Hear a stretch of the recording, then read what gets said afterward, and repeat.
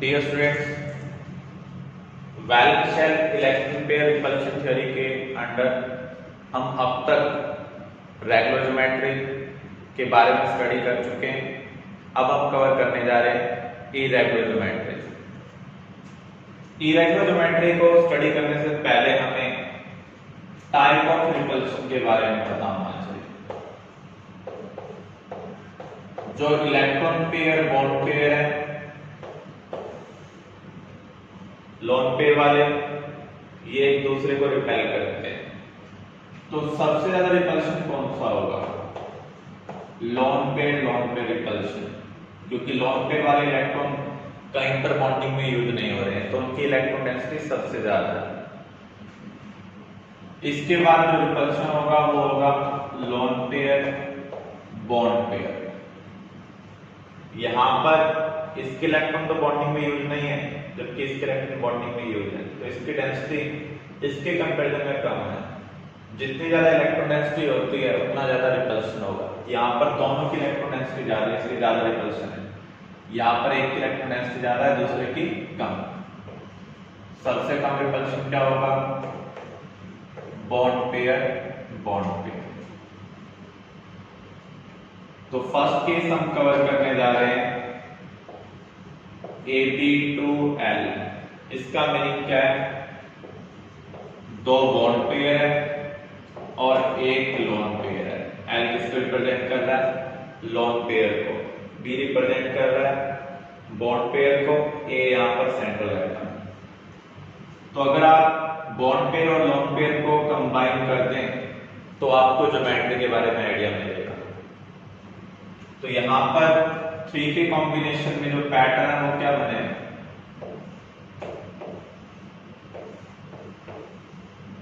Trigonal panel बनना चाहिए। उसमें हम एक जगह लोन पेयर प्लेस कर देते हैं। हमने डिस्कशन किया था लोन पेयर कभी भी शेप को डिसाइड नहीं करते हैं, तो यहां पर जो शेप है वो बॉन्ड पेयर से डिसाइड हो रही। तो ये पैटर्न कैसा है? वी शेप, या आपने एक रोड को मोड़ दिया है बैंड, या फिर हम इसे कह सकते हैं एंगुलर। ट्राइगोनल पैनल के अंदर एंगल था 120 डिग्री, लेकिन अब ये एंगल कितना होगा? Loan pair bond pair repulsion bond pair से ज्यादा है, तो इसका मीनिंग ये फोर्स करेगा इसको इनवर्ट। तो ये एंगल जो होगा वो क्या होगा? लेस देन 120 डिग्री, क्योंकि लोन पेयर बॉन्ड पेयर को ज्यादा रिपेल कर रहा है in comparison to bond pair. For example,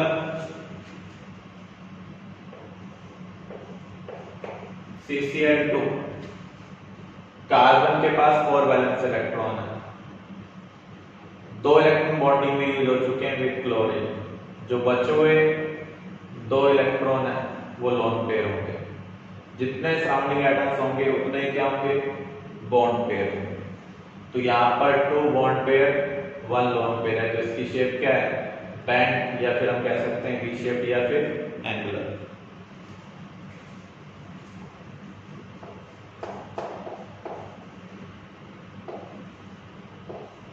AB3L, 3 bond pair 1 lone pair. 4 का कॉम्बिनेशन बन रहा है। 4 के कोरस्पॉन्डिंग जो पैटर्न है वो क्या होता है? टेट्राहेड्रल। तो टेट्राहेड्रल पैटर्न में हम 3 बॉन्ड पेयर प्लेस कर रहे हैं और एक lone pair. Lone pair geometry को डिसाइड करते हैं, लेकिन शेप को डिसाइड नहीं करते हैं। शेप को अगर हम कंसीडर करें तो आप देख रहे हैं इन तीनों को B को मिला दें, अगर हम एक ट्रायंगुलर बेस बन रहा है, उसको हमने ऊपर से कनेक्ट किया हुआ तो ऊपर एक पिरामिड बनेगा। तो इसको हम क्या कहेंगे? Triangular pyramid. इसका दूसरा नाम है डिस्टॉर्टेड टेट्राहेड्रल। डिस्टॉर्ट का मीनिंग होता है किसी की शेप बिगाड़ देना। टेट्राहेड्रल की शेप बिगाड़ देने पर जो हमें पैटर्न मिल रहा है उसे हम क्या बोल रहे हैं, distorted tetrahedral. For example NH3, nitrogen के पास 5 वैलेंस इलेक्ट्रॉन है, एक हाइड्रोजन को 1 इलेक्ट्रॉन चाहिए, 3 हाइड्रोजन को 3 इलेक्ट्रॉन, बचे हुए 2 इलेक्ट्रॉन क्या होंगे, एक लोन पेयर होगा। यहाँ पर 3 सराउंडिंग एटम है, इसलिए यहाँ पर 3 बॉन्ड पेयर है। HeO3 जिनॉन नोबल गैस है, 8 वैलेंस इलेक्ट्रॉन है, एक ऑक्सीजन को 2 इलेक्ट्रॉन चाहिए, 3 ऑक्सीजन को 6 इलेक्ट्रॉन चाहिए, एक में से 6 इलेक्ट्रॉन जिनॉन ने बॉन्डिंग के लिए प्रोवाइड कर दी है, तो जो 2 बचे हुए इलेक्ट्रॉन है वो एक लोन पेयर है। तो यहाँ पर भी एक लोन पेयर 3 बॉन्ड पेयर है, तो इसकी शेप क्या होगी, पिरामिडल होगी, या फिर हम कह सकते हैं डिस्टॉर्टेड टेट्राहेड्रल। इसी में एक कॉम्बिनेशन हम और कंसीडर कर सकते हैं, Ab2L2, 2 bond pair 2 lone pair. तो यहां पर भी बेसिक पैटर्न वही बनेगा, टेट्राहेड्रल, इस ज्योमेट्री जो होगी वो टेट्राहेड्रल होगी। अब इस टेट्राहेड्रल पैटर्न में हम 2 लोन पेयर प्लेस कर देते हैं। लोन पेयर कभी भी शेप को डिसाइड नहीं करते हैं, हम सिर्फ बॉन्ड को देखेंगे।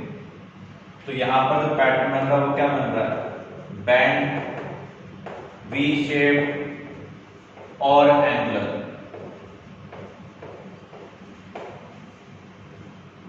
बॉन्ड एंगल क्या होगा, टेट्राहेड्रल में जो बॉन्ड एंगल होता है वो होता है 109 degree 28 minute.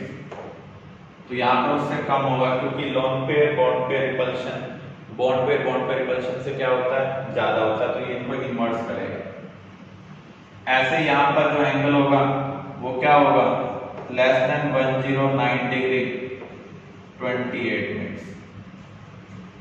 For example H2S, H2O, sulphur के पास 6 वैलेंस इलेक्ट्रॉन है, 2 हाइड्रोजन को 2 इलेक्ट्रॉन चाहिए, बचे हुए 4 इलेक्ट्रॉन क्या होंगे, 2 लोन पेयर। तो यहाँ पर बॉन्ड पेयर भी 2 है, लोन पेयर भी 2 है। वाटर, ऑक्सीजन के पास 6 वैलेंस इलेक्ट्रॉन है, 2 हाइड्रोजन को 2 इलेक्ट्रॉन चाहिए, तो यहाँ ऑक्सीजन के पास 4 इलेक्ट्रॉन बच गए। 4 इलेक्ट्रॉन्स का मीनिंग क्या होगा, 2 lone pair. 2 lone pair 2 bond pair में जो पैटर्न बनता है वो क्या होगा, बैंड और वी शेप और एंगुलर। Next is AB4L। तो यहां पर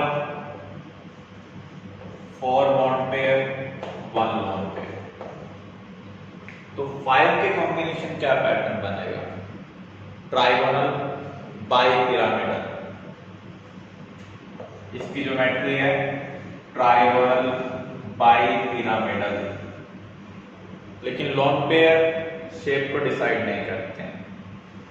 TBP के केस में हमें बैंड रूल का यूज करना है।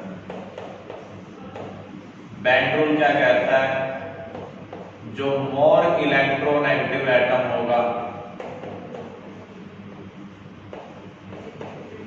वो कहां पर होना चाहिए, एक्सियल में होना चाहिए। लोन पेयर इक्वेटोरियल होने चाहिए, एंड डबल बॉन्ड जो शॉर्टर बॉन्ड है वो भी क्या होना चाहिए, इक्वेटोरियल होना चाहिए। तो यहां पर अगर हम SF4 को कंसीडर करें, 4 बॉन्ड पेयर, सल्फर के पास कितने वैलेंस इलेक्ट्रॉन है, 6, एक फ्लोरीन को 1 इलेक्ट्रॉन चाहिए, 4 फ्लोरीन को 4, तो बचे हुए 2 इलेक्ट्रॉन्स एक लोन पेयर है। तो SF4 में 4 बॉन्ड पेयर 1 लोन पेयर है। तो यहां पर हम लोन पेयर को इक्वेटोरियल प्लेस कर रहे हैं,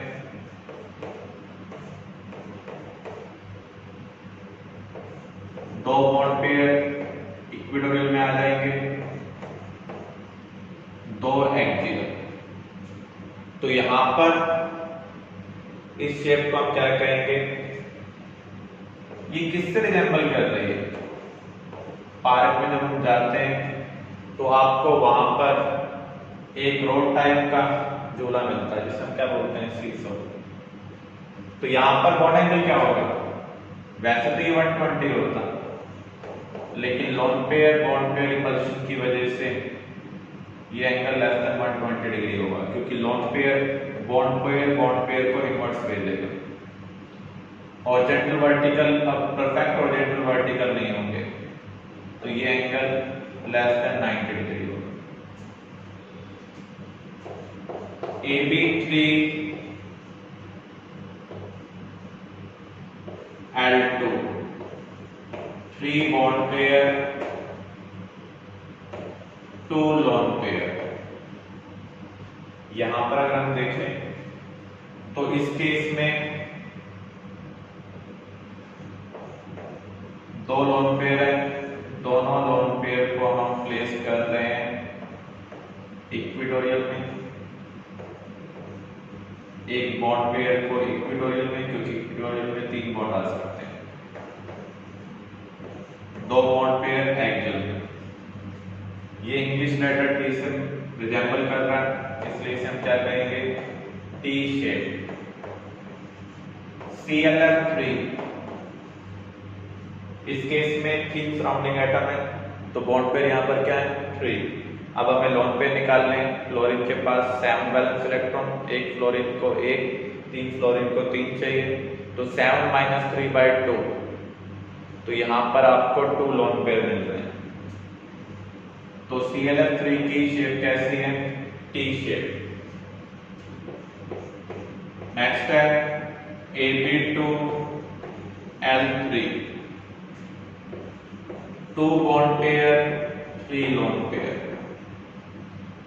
पैटर्न आप देख सकते हैं 2 + 3 5, यानी TBP ज्योमेट्री बनेगी। तो यहां पर हमें लोन पेयर कहां प्लेस करने हैं, लोन पेयर हमें प्लेस करने हैं इक्वेटोरियल में। 3 लोन पेयर है, हमने यहां पर इनको इक्वेटोरियल प्लेस कर दिया, बॉन्ड पेयर को हमने एक्सियल प्लेस कर दिया। शेप क्या होगी, आप देख सकते हैं जो बॉन्ड्स है वो एक लाइन में है, तो यहां पर लीनियर शेप है। इस केस में जो वेक्टर सम होगा वो क्या होगा, 0 होगा, क्योंकि इसका वेक्टर इसका वेक्टर का मैग्नीट्यूड सेम होगा, लेकिन डायरेक्शन क्या होगी, अपोजिट होगी। इन तीनों के वेक्टर सम को भी हम निकाल सकते हैं। आपको रिजल्टेंट निकालना आता है, A² + B² + 2AB cos theta, उसका हम रूट लेंगे, एंगल यहाँ पर 120 डिग्री। तो अगर आप सोल्व करेंगे इन तीनों का जो वेक्टर सम है वो क्या होगा, 0। इन दोनों का वेक्टर सम क्या होगा, 0। तो जहां पर वेक्टर सम 0 होता है ऐसी ज्योमेट्री को हम क्या कहेंगे, रेगुलर ज्योमेट्री। यहाँ पर बॉन्ड एंगल कितना होगा, बॉन्ड पेयर के बीच में जो एंगल है वो कितना है, 180 डिग्री। इस केस में हम देखें इन दोनों के बीच में एंगल क्या होगा, वैसे तो ये वर्टिकल है और ये हॉरिजॉन्टल है, तो एंगल 90 डिग्री होना चाहिए, लेकिन लोन पेयर रिपल्शन की वजह से ये एंगल लेस देन 90 डिग्री होगा। इक्वेटोरियल में एक ही बॉन्ड है, तो अब आपको 120 वाले एंगल को कंसीडर करने की जरूरत नहीं है। इसका एग्जांपल क्या हो सकता है, HCF2 I3- xenon novel gas है, 8 वैलेंस इलेक्ट्रॉन है, एक फ्लोरीन को 1 इलेक्ट्रॉन चाहिए, 2 फ्लोरीन को 2, तो 8 - 2/2, तो यहां पर 3 लोन पेयर आ रहे हैं, 2 बॉन्ड पेयर। I3- में अगर हम देखें, एक आयोडीन के पास 7 वैलेंस इलेक्ट्रॉन है, एक आयोडीन को आप सेंट्रल एटम यूज करें, अदर 2 आयोडीन को सराउंडिंग एटम। तो इस केस में जितने सराउंडिंग एटम्स होंगे उतने ही बॉन्ड पेयर होंगे, क्योंकि यहाँ पर 2 आयोडीन सराउंडिंग एटम्स हैं, तो बॉन्ड पेयर कितने हैं, 2। यहाँ पर हम लोन पेयर कैसे निकाल सकते हैं, आयोडीन के पास 7 वैलेंस इलेक्ट्रॉन है, मॉलिक्यूल के पास जो भी चार्ज होगा नेगेटिव पॉजिटिव, उसका मीनिंग है सेंट्रल एटम ने इलेक्ट्रॉन का गेन या लॉस किया है, नेगेटिव का मीनिंग इलेक्ट्रॉन का गेन। एक आयोडीन को एक इलेक्ट्रॉन चाहिए, यहाँ पर दो आयोडीन सराउंडिंग एटम्स हैं, उनको कितने इलेक्ट्रॉन चाहिए? दो। आयोडीन ग्रुप 17 से बिलोंग करता है, तो इनके पास 7 वैलेंस इलेक्ट्रॉन है। इनको अपनी शेल कंप्लीट करने के लिए एक इलेक्ट्रॉन की रिक्वायरमेंट है।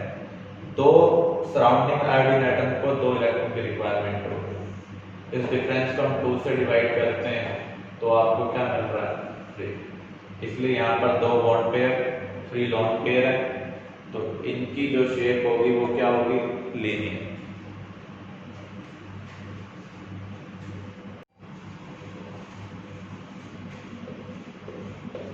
नेक्स्ट हम कर रहे हैं AB5L, 5 bond pair, 1 lone pair. तो यहाँ पर 5 + 1 क्या आ रहा है? 6 आ रहा है। इसका मीनिंग इसकी जो ज्योमेट्री होनी चाहिए वो ऑक्टाहेड्रल होनी चाहिए। तो ज्योमेट्री यहाँ पर ऑक्टाहेड्रल है, स्क्वायर बाइपिरामिडल है। तो यहाँ पर हमें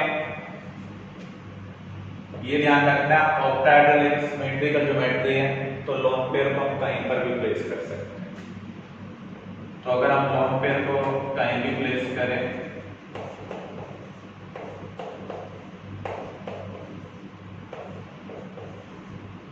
तो पैटर्न आपको ऐसा मिलेगा, बेस स्क्वायर होगा,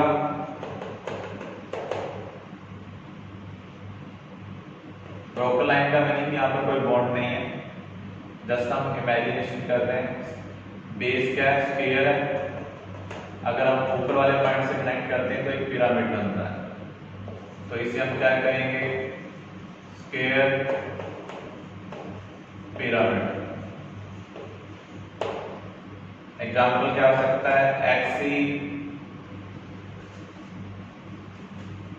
तो यहां पर हमें एक लोन पेयर 5 बॉन्ड पेयर चाहिए, तो इसका एग्जांपल हो सकता है ClF5, 5 बॉन्ड पेयर है। क्लोरीन के पास 7 वैलेंस इलेक्ट्रॉन है, एक फ्लोरीन को 1 इलेक्ट्रॉन चाहिए, 5 फ्लोरीन को 5, बचे हुए 2 इलेक्ट्रॉन एक लोन पेयर होंगे। यहाँ पर एंगल क्या होगा? वैसे तो हॉरिजॉन्टल वर्टिकल में एंगल क्या होता है? 90 डिग्री, लेकिन लोन पेयर रिपल्शन की वजह से ये थोड़ा सा हॉरिजॉन्टल से ऊपर चले जाएंगे, इंक्लाइन से हो जाएंगे, तो यहाँ पर जो एंगल होगा वो लेस देन 90 डिग्री होगा। AB for L2, 4 bond pair, 2 lone pair. Geometry यहाँ पर भी ऑक्टाहेड्रल है क्योंकि इन दोनों का सम क्या आ रहा है? 6। शेप क्या होगी? रिपल्शन को मिनिमाइज करने के लिए लोन पेयर को हमें मैक्सिमम डिस्टेंस पर रखना पड़ेगा, मींस ये एक दूसरे के अपोजिट आएंगे। तो यहाँ पर आप देख सकते हैं स्क्वायर पैटर्न बन रहा है, इसलिए हम इसे क्या कहेंगे? Square pattern. इसका जो वेक्टर होगा इसके वेक्टर को कैंसिल करेगा, इसका जो वेक्टर होगा इसके वेक्टर को कैंसिल करेगा, इसलिए ये ज्योमेट्री क्या है? Regular geometry. नॉर्मली जब भी लोन पेयर होता है तो ज्योमेट्री रेगुलर नहीं होती है, लेकिन ये 2 केस हमने जो कवर किए हैं इनमें लोन पेयर होते हुए भी ज्योमेट्री क्या है? रेगुलर। AB6L, ये एक स्पेशल केस है।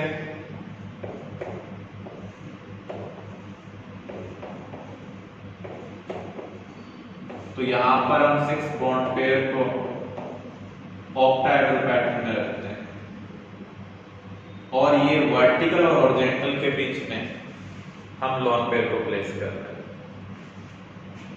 तो ये वर्टिकल है, ये हॉरिजॉन्टल है, बीच में हमने लोन पेयर रख दिया है। तो यहां पर इसको हम क्या कहेंगे? Distorted octahedral. For example xenon hexafluoride, यहाँ पर 6 बॉन्ड पेयर है, जिनॉन के पास 8 वैलेंस इलेक्ट्रॉन होते हैं, एक फ्लोरीन को 1 इलेक्ट्रॉन चाहिए, 6 फ्लोरीन को 6 चाहिए, तो 8 - 6/2 1 लोन पेयर। क्लियर?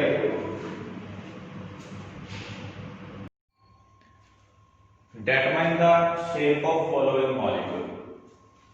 यहां पर हम bond pair lone pair count करते हैं, कितने सराउंडिंग एटम्स हैं, 1 ऑक्सीजन 4 फ्लोरीन, तो यहां पर 5 बॉन्ड पेयर।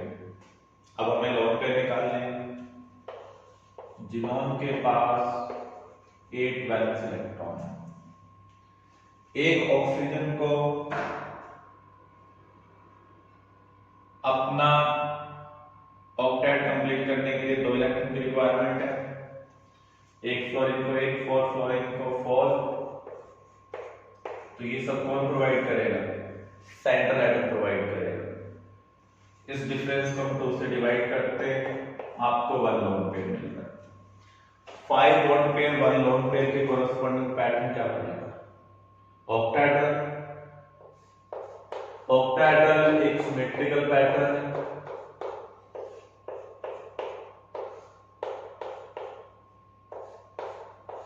डबल बॉन्ड की इलेक्ट्रॉन डेंसिटी ज्यादा होती है in comparison to single bond, तो लोन पेयर को इससे अपोजिट रखना पड़ेगा, क्योंकि जितनी ज्यादा इलेक्ट्रॉन डेंसिटी होगी उतना ज्यादा रिपल्शन होगा।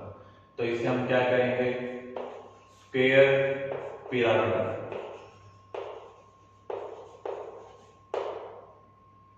लोन पेयर कभी भी शेप का पार्ट नहीं होते हैं। सेकंड केस, यहां पर कितने सराउंडिंग एटम्स है, 5।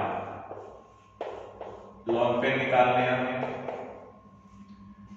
एक क्लोरीन को 1 इलेक्ट्रॉन चाहिए, 3 क्लोरीन को 3, ऐसे एक फ्लोरीन को 1 इलेक्ट्रॉन चाहिए, 2 फ्लोरीन को 2 इलेक्ट्रॉन चाहिए अपने आउटरमोस्ट शेल कंप्लीट करने के लिए। फास्फोरस के पास 5 वैलेंस इलेक्ट्रॉन है, 3 इलेक्ट्रॉन क्लोरीन को दिए, 2 फ्लोरीन को दिए, इस डिफरेंस को 2 से डिवाइड कर रहे हैं, 0। 5 बॉन्ड पेयर 0 लोन पेयर, इसका मीनिंग टीबीपी पैटर्न बनेगा। टीबीपी में आपको एक चीज ध्यान रखनी है, जो मोर इलेक्ट्रोनेगेटिव होंगे उनको एक्सियल में रखना, उसके बाद बचे को हम इक्विटोरियल में प्लेस करेंगे। PF3Cl2, यहां पर भी 5 बॉन्ड पेयर 0 लोन पेयर है,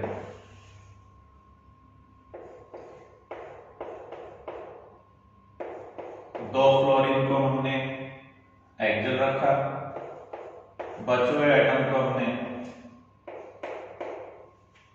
इक्विटोरियल प्लेस किया। जिनॉन ट्राइऑक्साइड, यहां पर 3 सराउंडिंग एटम्स हैं, 3 बॉन्ड पेयर। लोन पेयर निकालने, जिनॉन के पास 8 वैलेंस इलेक्ट्रॉन है, एक ऑक्सीजन को 2 चाहिए, 3 ऑक्सीजन को टोटल 6 चाहिए होंगे, इस डिफरेंस को हम 2 से डिवाइड कर रहे हैं, 1 lone pair. 3 bond pair 1 lone pair में जो पैटर्न बनेगा वो कैसा बनेगा, टेट्राहेड्रल। टेट्राहेड्रल में हमें एक लोन पेयर प्लेस करना है, बाकी जगह हमें बॉन्ड पेयर प्लेस करने हैं। ऑक्सीजन डबल बॉन्ड के थ्रू कनेक्ट हो रहा है, तो इसको हम क्या कहेंगे, पिरामिड। जिसका बेस क्या है, ट्रायंगल, तो इसको हम ट्राइगोनल पिरामिड कह सकते हैं।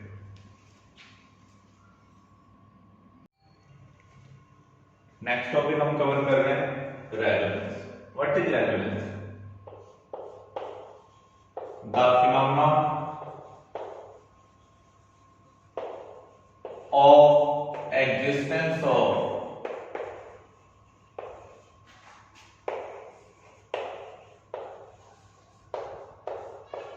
multiple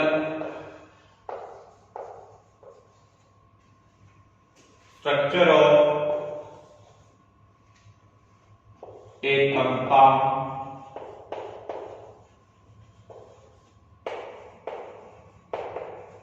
but none of them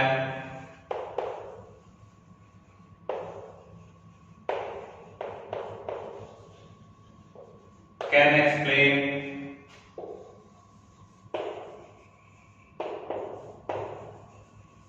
all the properties of compound। हमने लाइफ स्ट्रक्चर के रिगार्डिंग स्टडी किया था, कार्बन डाइऑक्साइड के हमने multiple life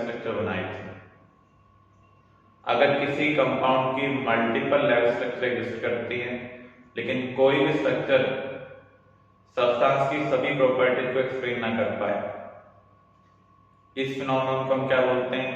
resonance. For example ozone को अगर हम कंसिडर करें,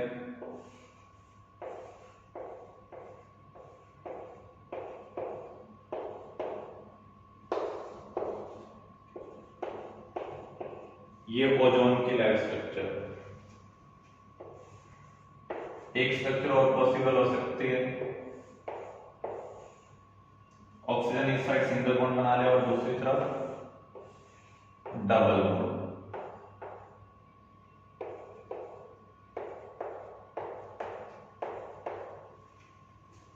ये जो स्ट्रक्चर बना रहे हैं थ्योरेटिकली बना रहे हैं, यहां पर एक बॉन्ड डबल है और एक बॉन्ड क्या है? Single bond. इसका मीनिंग इन दोनों बॉन्ड की स्ट्रेंथ एक जैसी नहीं होनी चाहिए। लेकिन जब हमने प्रैक्टिकली ओजोन को स्टडी किया तो हमने क्या ऑब्जर्व किया, यहाँ पर जितने भी ऑक्सीजन ऑक्सीजन बॉन्ड है उनकी स्ट्रेंथ एक जैसी, उनकी बॉन्ड लेंथ एक जैसी है। इनमें से कोई भी स्ट्रक्चर इस चीज को एक्सप्लेन नहीं कर पा रही। तो इसको एक्सप्लेन करने के लिए हम इसका एवरेज लेते हैं।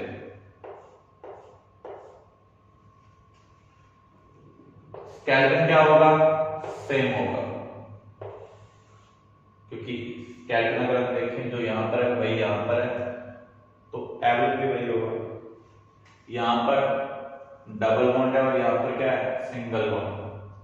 तो एवरेज बॉन्ड्स कितने आएंगे? टोटल बॉन्ड्स इस पोजीशन पर 3 हैं, 2 + 1। स्ट्रक्चर कितनी है? 2, तो 3/2। एवरेज बॉन्ड क्या आ रहा है? 1.5। इसका मीनिंग इस बॉन्ड की स्ट्रेंथ सिंगल से ज्यादा लेकिन डबल से कम है। सिमिलर वे में यहां पर सिंगल, यहां पर डबल, तो इस बॉन्ड की जो एवरेज वैल्यू आएगी वो भी क्या आएगी? 1.5। Total number of bonds eight particular position divide by total number of structure. तो इस पोजीशन के ऊपर टोटल 3 बॉन्ड्स हैं, स्ट्रक्चर कितनी है? 2, तो एवरेज हमें क्या मिल रहा है? 1.5। तो यहां पर आप देख सकते हैं दोनों बॉन्ड का ऑर्डर क्या है? 1.5 है। सिंगल बॉन्ड का बॉन्ड ऑर्डर 1 होता है, डबल बॉन्ड का बॉन्ड ऑर्डर 2। तो यहां पर बॉन्ड ऑर्डर क्या आ रहा है? 1.5। यहां भी क्या है? 1.5। तो दोनों का बॉन्ड ऑर्डर सेम आ रहा है, इसलिए दोनों बॉन्ड की स्ट्रेंथ क्या होगी? सेम होगी। जो ये हमने एवरेज स्ट्रक्चर बनाई है इसे हम बोलते हैं रेजोनेंस हाइब्रिड।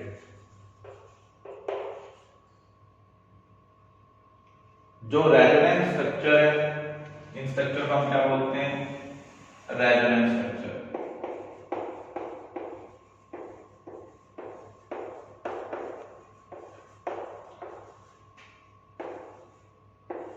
कैनोनिकल स्ट्रक्चर या फिर कॉन्ट्रीब्यूटिंग स्ट्रक्चर।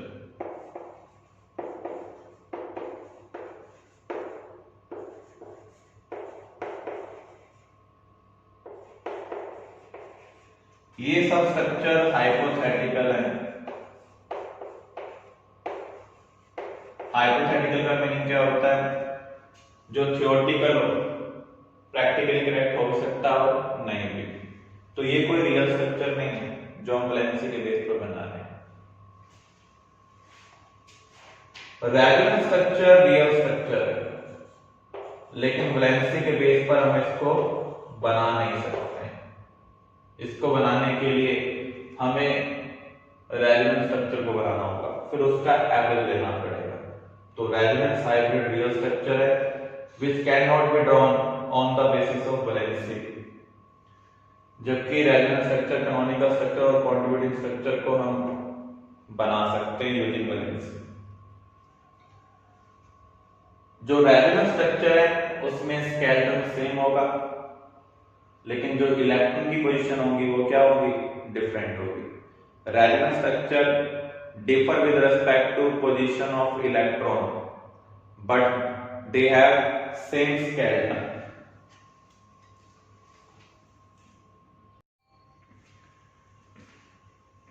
कार्बोनेटायन NPNR का यूज कर अगर आप स्ट्रक्चर बनाते हैं तो ये स्ट्रक्चर बनेगी आपकी। क्योंकि टोटल नंबर ऑफ बॉन्ड्स कितने आ रहे हैं 4। तो यहां पर भी 3 पॉसिबिलिटी हो सकती हैं। डबल बॉन्ड यहाँ बनकर यहाँ में,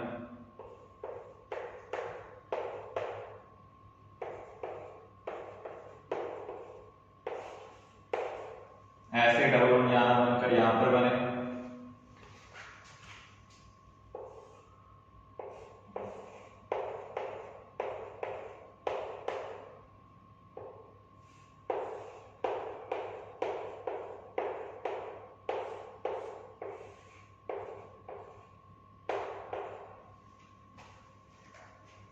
जब हमने प्रैक्टिकली कार्बोनेट को स्टडी किया तो हमने क्या ऑब्जर्व किया, सभी कार्बन ऑक्सीजन बॉन्ड लेंथ क्या है, सेम है।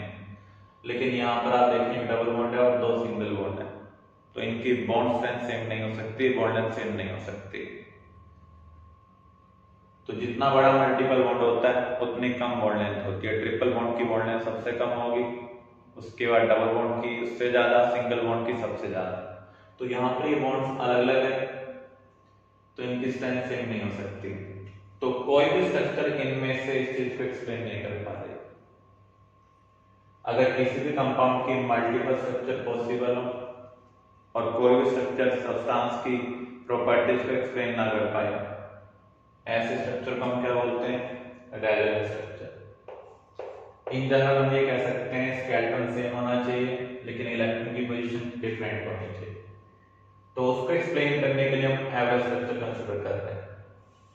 स्केलेटन सेम होगा, इस पोजीशन पे कितने बॉन्ड हैं 2 1 1, स्ट्रक्चर कितनी है 3, 4/3 क्या आ जाएगा 1.33। इसका मीनिंग इस बॉन्ड की स्ट्रेंथ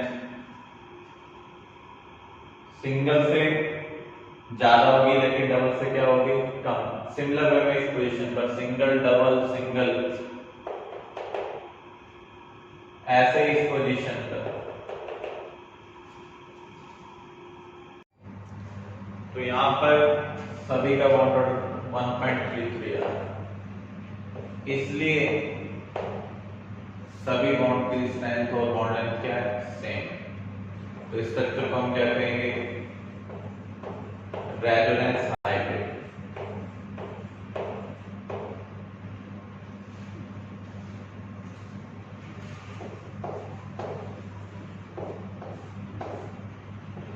कुछ पॉइंट्स आपको ध्यान रखते हैं। All resonance structure, short form में मैं R.S लिख रहा हूं, do not contribute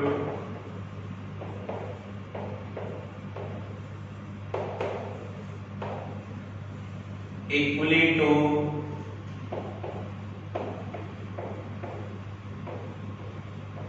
resonance hybrid। जो कंट्रीब्यूशन होगा वो किसके ऊपर डिपेंड करेगा, directly proportional to stability of structure.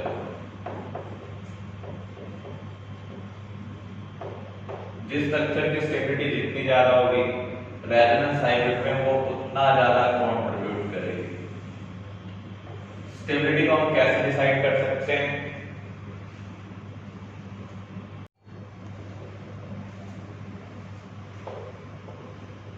जो न्यूट्रल स्ट्रक्चर है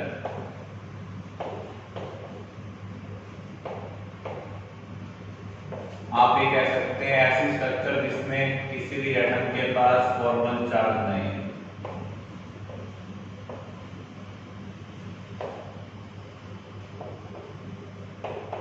contribute more than structure with formal charge।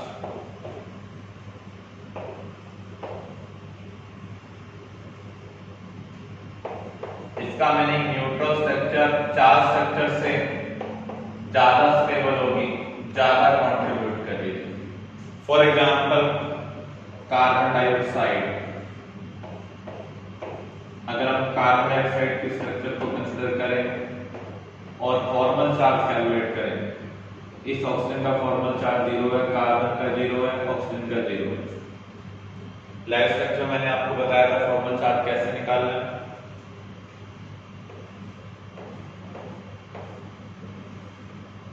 एक रेजोनेंस स्ट्रक्चर कार्बन डाइऑक्साइड के केस में ये पॉसिबल हो सकती है, या ऑक्सीजन का फॉर्मल चार्ज -1 है, या ऑक्सीजन का फॉर्मल चार्ज +1 है, कार्बन का 0। तो आप देख सकते हैं इस स्ट्रक्चर में किसी भी एटम के ऊपर फॉर्मल चार्ज नहीं है, न्यूट्रल स्ट्रक्चर है, जबकि इस स्ट्रक्चर में एटम के ऊपर क्या प्रेजेंट है, फॉर्मल चार्ज। तो इस स्ट्रक्चर की स्टेबिलिटी इससे ज्यादा होगी, और जिसकी स्टेबिलिटी ज्यादा होगी वो ज्यादा कंट्रीब्यूट करेगी।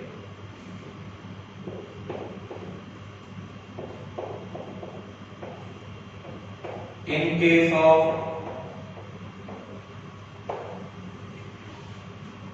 चार्ज स्ट्रक्चर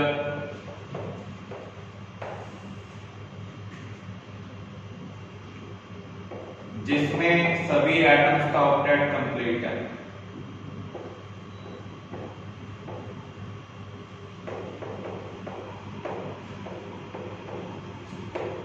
उसकी स्टेबिलिटी ज्यादा होगी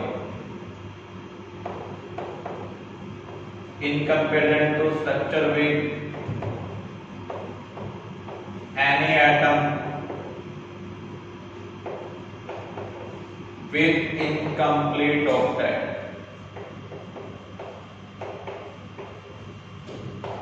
आप ये भी कह सकते हैं जिस स्ट्रक्चर में ज्यादा बॉन्ड बन रहे होंगे उस स्ट्रक्चर की स्टेबिलिटी ज्यादा होगी, क्योंकि जब बॉन्ड बनता है तो अट्रैक्शन इंक्रीज होता है, रिपल्शन डिक्रीज होता है, तो स्टेबिलिटी क्या होगी, इंक्रीज होगी।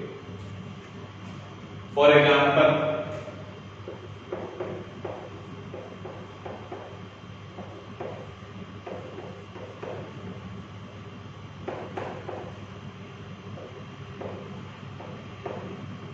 इस स्ट्रक्चर में कार्बन के अराउंड कितने बॉन्ड हैं, एक बॉन्ड ऑक्सीजन के साथ, एक बॉन्ड कार्बन के साथ, एक बॉन्ड हाइड्रोजन के साथ। कार्बन 3 बॉन्ड बना रहा है और पॉजिटिव चार्ज है, इसका मीनिंग कार्बन का इनकम्प्लीट ऑक्टेट है।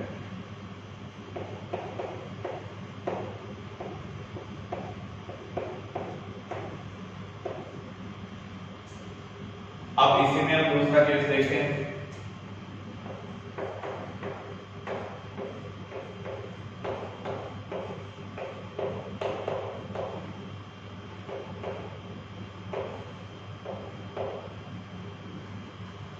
यहां पर ये कार्बन भी 4 बॉन्ड बना रहा है, ये कार्बन भी 4 बॉन्ड बना रहा है, और ये कार्बन भी 4 बॉन्ड बना रहा है, और ये ऑक्सीजन आप देखें 3 बॉन्ड और इसके पास एक इलेक्ट्रॉन पेयर है, सभी का ऑक्टेट क्या है, कंप्लीट। तो इन दोनों स्ट्रक्चर में से ज्यादा स्टेबल कौन होगा, ये होगा, और ये ज्यादा कंट्रीब्यूट करेगा। तो यहां पर कार्बन का ऑक्टेट क्या है, इनकम्प्लीट है, जबकि यहां पर कार्बन का ऑक्टेट इनकम्प्लीट नहीं है, तो इसलिए ये स्ट्रक्चर ज्यादा स्टेबल होगा। बॉन्ड्स काउंट करेंगे तो यहां पर बॉन्ड्स ज्यादा है इन कंपैरिजन टू दिस। यहां पर अगर हम बॉन्ड देखें कितने हैं, 3 4 और 3 7, हाइड्रोजन के साथ टोटल 7 बॉन्ड है, कार्बन कार्बन में यहां पर 8 हो गए, यहां पर कार्बन ऑक्सीजन में 9, यहां ऑक्सीजन कार्बन में 10।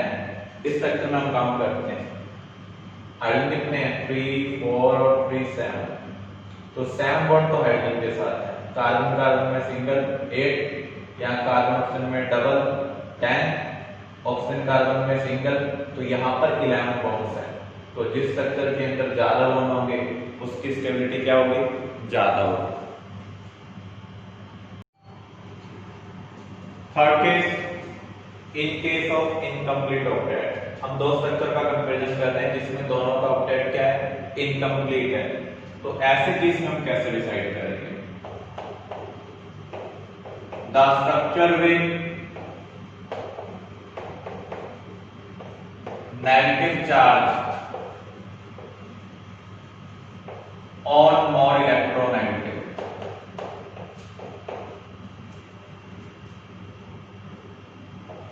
or positive charge on less electronegative is more stable.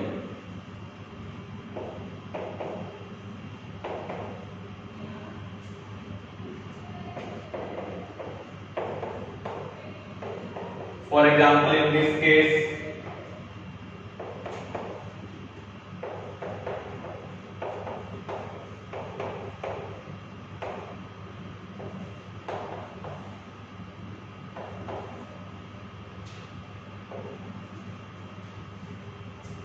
इन दोनों स्ट्रक्चर का अगर हम कंपेरिजन करें, यहाँ मोर इलेक्ट्रोनेगेटिव के पास नेगेटिव है, जबकि यहाँ पर नेगेटिव किसके पास है, लेस इलेक्ट्रोनेगेटिव के पास।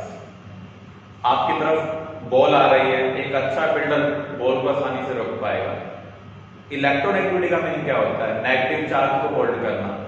जिसकी इलेक्ट्रोनेगेटिविटी जितनी ज्यादा होगी वो उतना इजीली नेगेटिव चार्ज को होल्ड कर पाएगा। जो जितना इजीली नेगेटिव को होल्ड कर पाएगा उसकी उतनी ज्यादा स्टेबिलिटी होगी। आप ये भी कह सकते हैं जो पावरफुल है अगर उसको लॉस हो जाए तो वो तबाही मचा सकता है। तो यहाँ पर आप मान लो यूएसए पावरफुल कंट्री है, उसको किसी वजह से लॉस होता है तो वो बहुत सारे रेस्ट्रिक्शन क्रिएट कर देता है। तो अगर मोर इलेक्ट्रोनेगेटिव को पावरफुल को बेनिफिट हो रहा है तो कोई प्रॉब्लम नहीं है। अगर उसको लॉस हो जाता है तो उस केस में वो अनस्टेबल हो जाएगा। तो यहाँ पर ये स्ट्रक्चर इससे ज्यादा स्टेबल है, इसलिए ज्यादा कंट्रीब्यूट करेगा।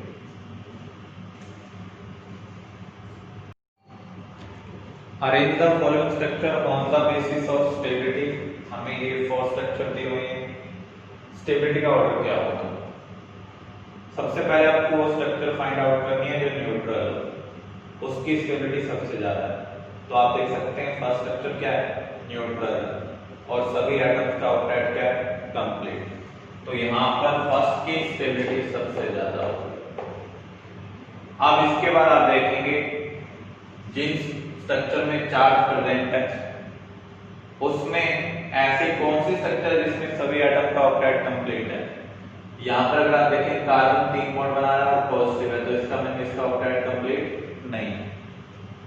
यहाँ पर ऑक्सीजन 1 बॉन्ड बना रहा है और 4 इलेक्ट्रॉन है, टोटल 6 इलेक्ट्रॉन, तो ऑक्सीजन का ऑक्टेट इनकम्प्लीट है। इस स्ट्रक्चर में अगर हम देखें यहाँ ऑक्सीजन के अराउंड कितने इलेक्ट्रॉन है, 8, 6 तो ये और एक लाइन की वजह से, एक लाइन की वजह से कितने इलेक्ट्रॉन मिलेंगे, 2, तो टोटल 8 इलेक्ट्रॉन्स हैं। यहाँ पर भी ऑक्सीजन 3 बॉन्ड बना रहा है और एक लोन पेयर है, 8 इलेक्ट्रॉन्स हैं। कार्बन 4 बॉन्ड बना रहा है, तो यहाँ पर सभी का ऑक्टेट क्या है, कंप्लीट। जहां पर सभी का ऑक्टेट कंप्लीट होगा उसकी स्टेबिलिटी क्या होगी, ज्यादा होगी।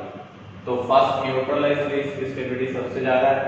थर्ड में सभी एटम का ऑक्टेट और ड्यूप्लेट कंप्लीट है इसलिए इसकी स्टेबिलिटी इनसे ज्यादा है, जहां पर इनकम्प्लीट ऑक्टेट है। अब इनकम्प्लीट ऑक्टेट वाले केस में आप देखें मोर इलेक्ट्रोनेगेटिव के पास नेगेटिव है या पॉजिटिव है। यहाँ पॉजिटिव है क्योंकि इसमें सबसे ज्यादा इलेक्ट्रोनेगेटिव ऑक्सीजन है, तो ऑक्सीजन के पास अगर नेगेटिव आएगा तो वो स्टेबल होगा।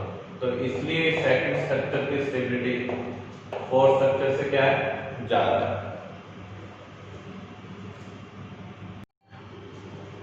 Condition for resonance, her case में रेजोनेंस नहीं होता, तो ऐसी क्या सिचुएशन है जब रेजोनेंस हो रहा है।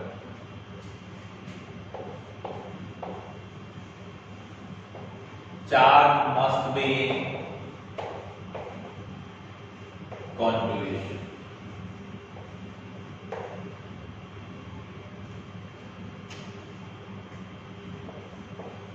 या फिर हम कह सकते हैं डीलोकलाइजेशन। डीलोकलाइजेशन का मीनिंग क्या है? डी का मीनिंग है रिमूवल और चेंज, लोकल का मीनिंग होता है फिक्स्ड, जो अपनी पोजीशन चेंज ना करता हो। अगर हम किसी की पोजीशन चेंज करते हैं तो उसे हम क्या कहेंगे, डीलोकलाइजेशन। चार्ज का मीनिंग क्या है? जो इलेक्ट्रॉन का एक्सचेंज कर पाए, जो इलेक्ट्रॉन दे भी पाए और ले भी पाए। वैसे तो आप पढ़ते हैं नेगेटिव और पॉजिटिव चार्ज है, लेकिन केमिस्ट्री के पॉइंट ऑफ व्यू से चार्ज वो है जो इलेक्ट्रॉन का एक्सचेंज कर पाता है। नेगेटिव लोन पेयर, पॉजिटिव किसी ऑर्बिटल में अनपेड इलेक्ट्रॉन है।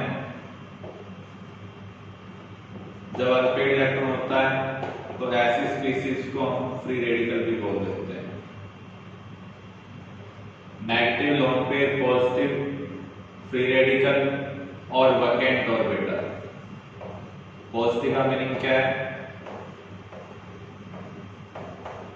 Vacant orbital.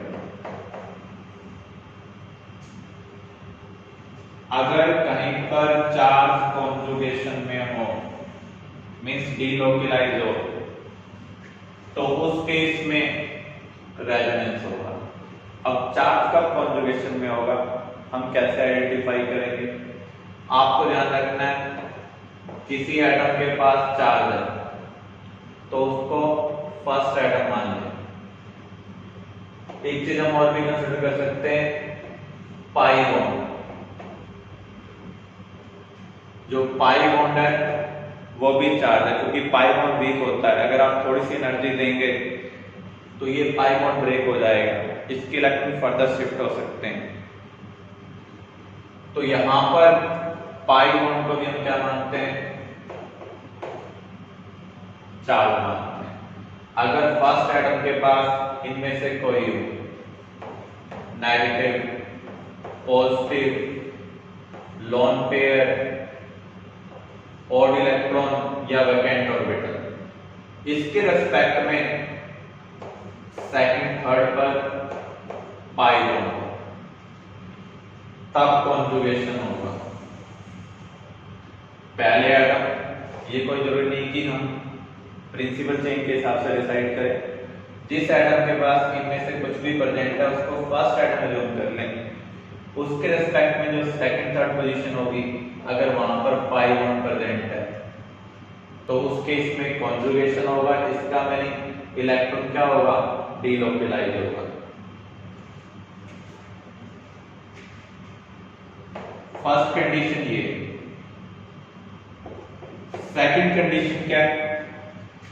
फर्स्ट और सेकंड एटम के बीच में पाई बॉन्ड हो और इसके रेस्पेक्ट में जो थर्ड और फोर्थ एटम है वहां पर पाई बॉन्ड हो, तब भी कॉन्जुगेशन होगा। कॉन्जुगेशन का मीनिंग क्या है? इलेक्ट्रॉन अपनी पोजीशन चेंज कर पाएंगे। नेक्स्ट इक्वेशन, पहले एटम के पास लोन पेयर है या फिर नेगेटिव है, इसके रेस्पेक्ट में सेकंड के पास वैकेंट ऑर्बिटल या पॉजिटिव है, तब भी माइग्रेशन होगा इलेक्ट्रॉन का। इसको आप इस तरीके से जोड़ कर सकते हैं, आप अपने फ्रेंड के साथ सेम बेंच पर बैठते हैं, आप टिफिन लेकर आए और आपका फ्रेंड टिफिन नहीं लेकर आया, तो आप अपना फूड उसके साथ शेयर करेंगे, यानी आपका फूड आपके अलावा कहीं और भी जा रहा है, तो इसका मीनिंग वो क्या हो रहा है? डीलोकलाइज हो रहा है। तो इलेक्ट्रॉन के माइग्रेशन को हम क्या बोलते हैं? डीलोकलाइजेशन। इनमें से अगर कोई भी कंडीशन सेटिस्फाई हो जाती है तो उस केस में कॉन्जुगेशन होगा, इलेक्ट्रॉन अपनी पोजीशन चेंज करेंगे। जब इलेक्ट्रॉन अपनी पोजीशन चेंज करते हैं तो हमें डिफरेंट टाइप के स्ट्रक्चर मिलती हैं, जिसमें स्केलेटन तो सेम होता है लेकिन इलेक्ट्रॉन की पोजीशन क्या होती है? डिफरेंट होती है। इस फिनोमेनन को हम क्या बोलते हैं? रेजोनेंस।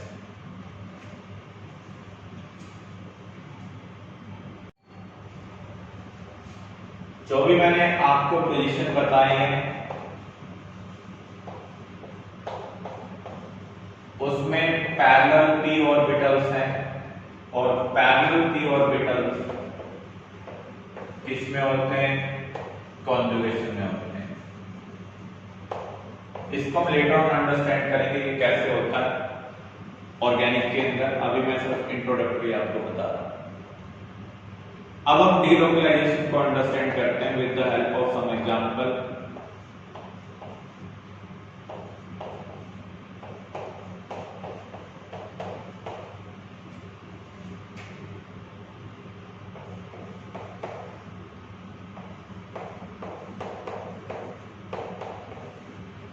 पहले तो हमें ये आइडेंटिफाई करना आना चाहिए कि यहां पर डीलोकलाइजेशन की पॉसिबिलिटी है या नहीं। आप देख सकते हैं इस एटम के पास चार्ज है, मान लीजिए फर्स्ट एटम, इसके रेस्पेक्ट में कौन सा एटम होगा, सेकंड, इसके रेस्पेक्ट में कौन सा होगा, थर्ड, ये फोर्थ, ये फिफ्थ, ये सिक्स्थ। तो फर्स्ट एटम के पास पॉजिटिव है, क्या सेकंड थर्ड पर पाई है? यहां पर कोई पाई बॉन्ड नहीं है, इसलिए यहां पर कॉन्जुगेशन नहीं होगा।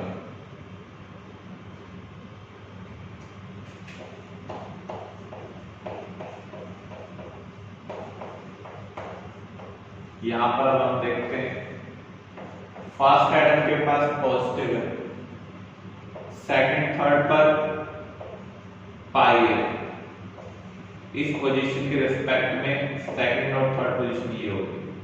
फर्स्ट एटम के पास अगर कोई चार्ज और सेकंड थर्ड पर पाई बॉन्ड हो तो उस केस में इलेक्ट्रॉन अपनी पोजीशन चेंज कर सकते हैं, डीलोकलाइजेशन हो सकता है। तो यहां पर डीलोकलाइजेशन पॉसिबल है। कैसे होगा अभी हम अंडरस्टैंड करेंगे।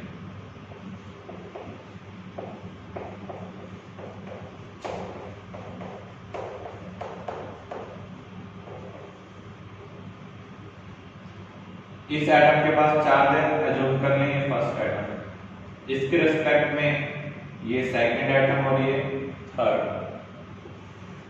इधर भी आप कहेंगे तो सेकंड हो जाएगा, अगर आगे कुछ कनेक्टेड होगा तो थर्ड हो जाएगा। तो फर्स्ट पर चार्ज है, सेकंड थर्ड पर पाई है, तो यहां पर कॉन्जुगेशन की कंडीशन सेटिस्फाई हो रही है। जो तीन कंडीशन हमने कवर की थी, फर्स्ट पर चार्ज हो, सेकंड थर्ड पर पाई हो, या फिर फर्स्ट सेकंड पर पाई हो, थर्ड फोर्थ पर पाई हो।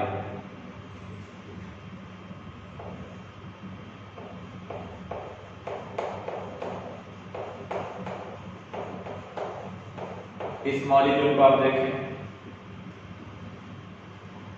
फर्स्ट सेकंड पर पाई है, थर्ड फोर्थ पर पाई है, तो यहां पर कॉन्जुगेशन, इसका मीनिंग यहां पर इलेक्ट्रॉन माइग्रेट होंगे, जबकि इस केस में इलेक्ट्रॉन माइग्रेट नहीं।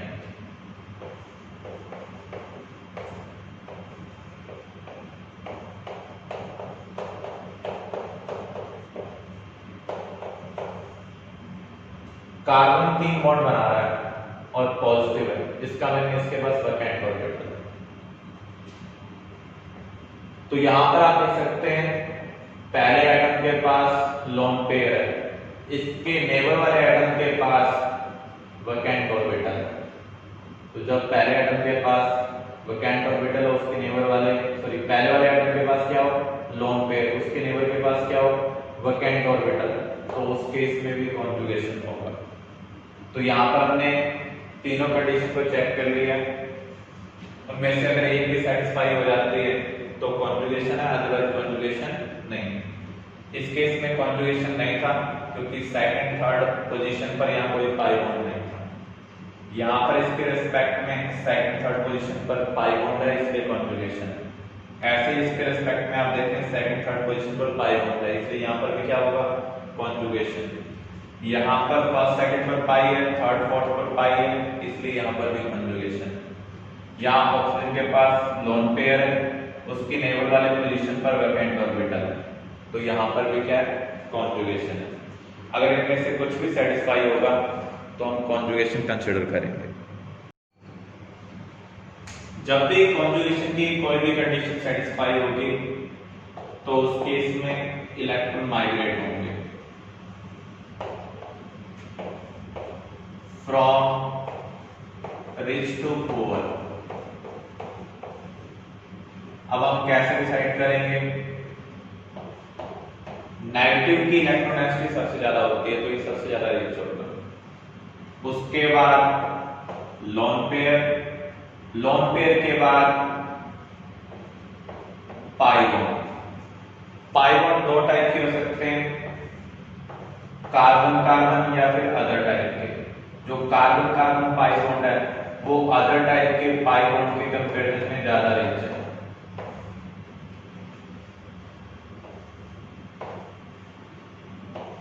पाई के बाद अनपेयर्ड ऑर्बिटल, अनपेयर्ड के बाद vacant orbital.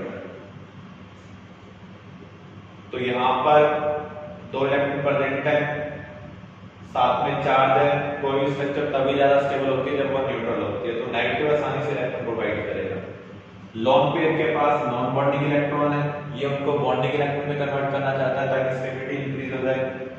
Pi bond weak होता है, आसानी से ब्रेक हो सकता है, तो ये फर्दर इलेक्ट्रॉन कंट्रीब्यूट कर सकता है। इसको अपना ऑर्बिटल कंप्लीट करने के लिए एक इलेक्ट्रॉन चाहिए। ये वैकेंट ऑर्बिटल है, इसको दो इलेक्ट्रॉन चाहिए।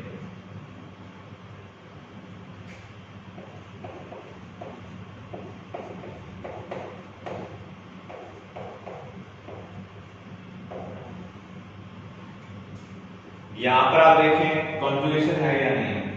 फर्स्ट पोजीशन पर नेगेटिव, इसके रिस्पेक्ट में सेकंड थर्ड पोजीशन पर पाई बॉन्ड, तो यहां कॉन्जुगेशन की कंडीशन सेटिस्फाई हो रही है। नेगेटिव और पाई में से रिच कौन है? नेगेटिव, तो इलेक्ट्रॉन कौन प्रोवाइड करेगा? नेगेटिव प्रोवाइड करेगा। जब भी हम इलेक्ट्रॉन पेयर प्रोवाइड करते हैं, अगर उन एटम के बीच में पहले से कोई बॉन्ड हो तो एक नया बॉन्ड बनेगा। कार्बन मैक्सिमम कितने बॉन्ड बना सकता है? 4। अगर एक नया बॉन्ड बनने जा रहा है तो एक पुराना बॉन्ड तोड़ना पड़ेगा। अब इस बॉन्ड को जब हम तोड़ेंगे तो इलेक्ट्रॉन किधर शिफ्ट होंगे? Second period element maximum 4 bond बना सकते हैं और 8 इलेक्ट्रॉन्स को होल्ड कर सकते हैं। इसका मीनिंग इस बॉन्ड के इलेक्ट्रॉन इधर शिफ्ट होंगे।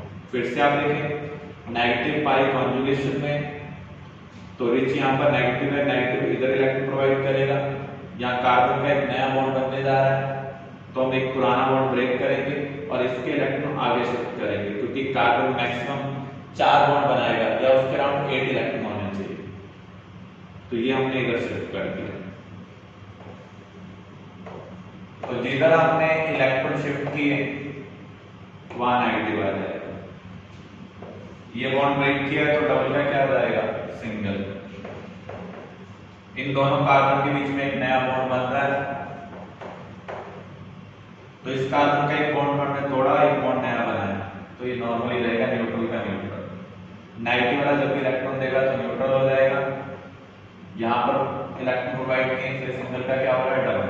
आप देख सकते हैं इन दोनों स्ट्रक्चर का स्केलेटन सेम है, लेकिन ये किसके रिस्पेक्ट में डिफर कर रहे हैं? With respect to position of electron, इसलिए ये क्या है? रेजोनेंस स्ट्रक्चर है। यहां पर भी कॉन्जुगेशन है, नेगेटिव और पाई किसमें? कॉन्जुगेशन में। फर्स्ट पर नेगेटिव है, सेकंड थर्ड पर क्या है? पाई। तो इसमें इलेक्ट्रॉन इधर शिफ्ट होंगे, ये फर्दर शिफ्ट होंगे, तो इससे आपको ये स्ट्रक्चर मिलेगी, इससे ये स्ट्रक्चर मिलेगी। तो इस कॉन्जुगेशन को हम क्या कहेंगे? नेगेटिव पाई कॉन्जुगेशन।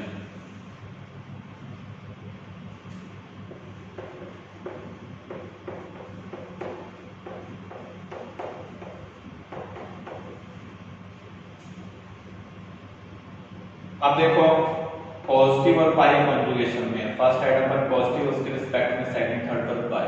रिच कौन है? पाई, इसलिए इलेक्ट्रॉन कौन देगा? पाई बॉन्ड देगा। इस कार्बन से इलेक्ट्रॉन दूर जा रहे हैं, इसलिए यहां पर क्या आएगा? पॉजिटिव। इस कार्बन का एक बॉन्ड टूट रहा है, एक नया बॉन्ड बन रहा है, इधर वाला बॉन्ड टूट गया, अब इधर बच रहा है, तो ये न्यूट्रल का न्यूट्रल रहेगा। इस पोजीशन को इलेक्ट्रॉन का गेन हो रहा है, इसलिए पॉजिटिव से क्या हो जाएगा? न्यूट्रल।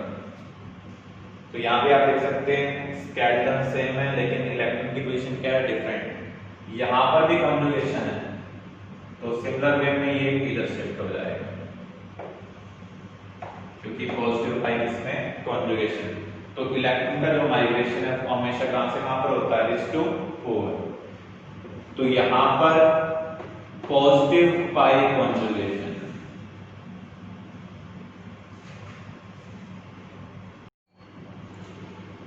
अब हमें इनकी रेजोनेंस स्ट्रक्चर बनानी है अगर कॉन्जुगेशन सेटिस्फाई होगा तो। क्लोरीन के पास लोन पेयर है, इसके रिस्पेक्ट में सेकंड थर्ड पोजीशन पर पाई होगा, तो यहाँ पर कॉन्जुगेशन होगा।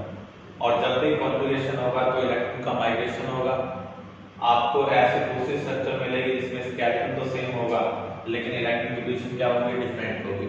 ऐसे स्ट्रक्चर्स को हम क्या बोलते हैं, रेजोनेंस स्ट्रक्चर्स। तो लोन पेयर पाई कॉन्जुगेशन में रिच कौन है, लोन पेयर, तो ये इलेक्ट्रॉन इधर देगा, ये इलेक्ट्रॉन फार्दर देगा।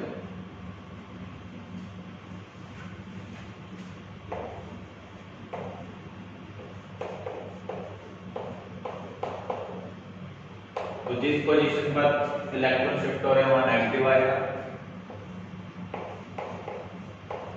लोन पेयर या नेगेटिव जब भी इलेक्ट्रॉन प्रोवाइड करते हैं तो एक नया बॉन्ड बनता है,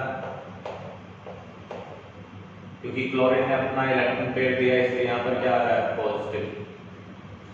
इस कार्बन का एक बॉन्ड टूट रहा है, एक बॉन्ड नया बन रहा है, इसलिए ना तो इसमें इलेक्ट्रॉन का गेन किया ना ही लॉस, इसलिए न्यूट्रल का न्यूट्रल ले जाएगा।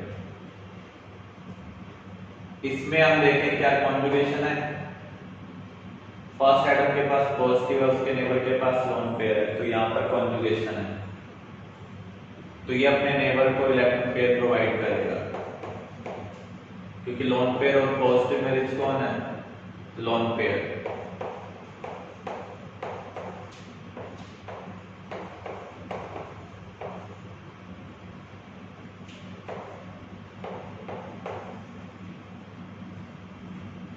तो यहाँ पर लोन पेयर प्रोवाइड कर रहा है ऑक्सीजन, इसलिए ऑक्सीजन के पास क्या आ रहा है, पॉजिटिव, और यहाँ पर एक नया बॉन्ड बन रहा है। जब भी लोन पेयर या नेगेटिव इलेक्ट्रॉन प्रोवाइड करते हैं तो नेबर वाले एटम के साथ नया बॉन्ड बनता है, तो यहाँ पर हम नया बॉन्ड बना रहे हैं।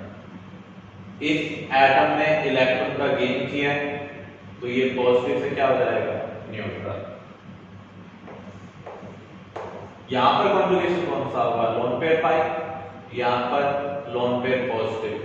यहाँ पर कॉन्जुगेशन की कंडीशन सेटिस्फाई हो रही है या नहीं हो रही है, फर्स्ट सेकंड पर पाई बॉन्ड है, उसके रेस्पेक्ट में थर्ड फोर्थ पर पाई बॉन्ड है, तो यहाँ पर कंडीशन सेटिस्फाई हो रही है पाई पाई कॉन्जुगेशन की।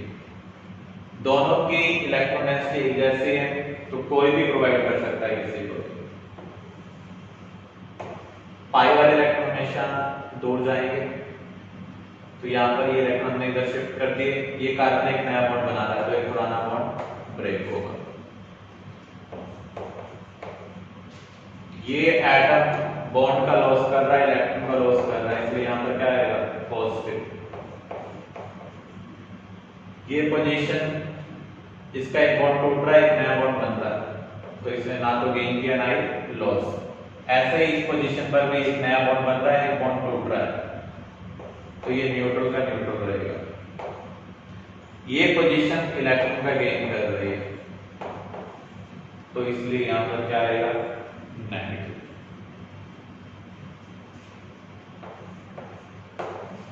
यहां पर देखें फर्स्ट सेकंड पर पाई, उसके रिस्पेक्ट में थर्ड फोर्थ पर भी पाई होता है, डबल बॉन्ड में एक पाई बॉन्ड होता है, तो यहां पर भी पाई पाई कॉन्जुगेशन है।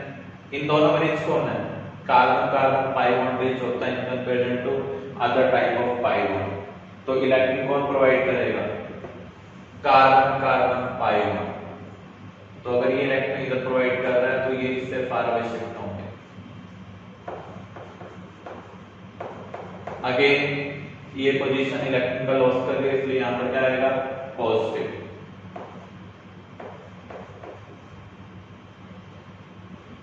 इस पोजीशन पर एक बॉन्ड टूट रहा है, एक नया बॉन्ड बन रहा है, तो ये न्यूट्रल का न्यूट्रल रहेगा। कार्बन से डबल बॉन्ड ब्रेक हो रहा है, इलेक्ट्रॉन की तरफ शिफ्ट हो रहे हैं ऑक्सीजन की तरफ, इसलिए ऑक्सीजन के पास क्या आएगा, नेगेटिव चार्ज आएगा। इस पोजीशन का एक बॉन्ड टूट रहा है, एक बॉन्ड नया बन रहा है, यहाँ पर एक बॉन्ड नया बन रहा है और इधर वाला एक बॉन्ड टूट रहा है, इसलिए ये न्यूट्रल का न्यूट्रल रहेगा। तो यहाँ पर आप कंपेयर कर सकते हैं, इनका स्केलेटन सेम है लेकिन इलेक्ट्रॉन की पोजीशन क्या है, डिफरेंट, इसलिए इस स्ट्रक्चर को हम क्या कहेंगे, रेजोनेंस स्ट्रक्चर। आपको एक पॉइंट ध्यान रखना है, जो सेकंड पीरियड एलिमेंट है किसी भी आरएस के अंदर उनके साथ मैक्सिमम 4 बॉन्ड्स होने चाहिए, या फिर उनके पास मैक्सिमम 8 इलेक्ट्रॉन होने चाहिए। थर्ड पीरियड मैक्सिमम 6 बॉन्ड्स, या फिर हम कह सकते हैं 12 इलेक्ट्रॉन्स के अराउंड होने चाहिए।